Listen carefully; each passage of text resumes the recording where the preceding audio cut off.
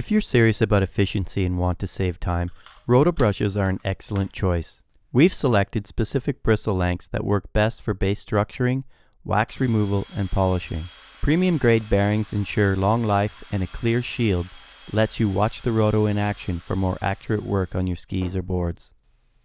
Another feature is that you can exchange the Roto Brushes quickly without removing the stainless steel shaft from the drill. When using Roto Brushes, always wear safety glasses and keep the drill speed under 1000 RPM. Apply light pressure, letting the bristles do the work to avoid generating excessive heat. The soft steel Roto brush is typically used as the first brush before waxing for deep base cleaning, deoxidization, and structure renewal.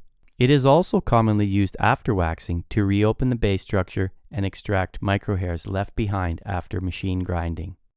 These small hairs cause drag and reduce glide. Use a soft steel Roto brush to improve performance and glide. The brass Roto brush is highly effective for base preparation, cleaning, wax removal, and polishing.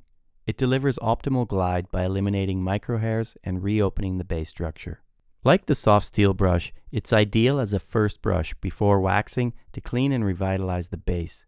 Also as a post-wax brush to extract residual hairs from grinding or waxing.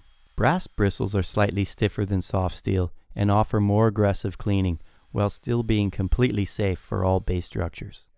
The nylon Roto brush is used as the final step in the brushing process. It is ideal for wax removal and base polishing, leaving a smooth, clean finish. Recommended by Nanox Wax as the last brush when using Nanox Training, CFX2, Spray, or Super Nano Waxes. The horsehair Roto brush is a versatile option, generally used as a first brush for wax removal or after soft steel or brass brushes to extract any remaining microfibers or hairs. Removing these tiny hairs is essential to reduce friction and maximize glide performance.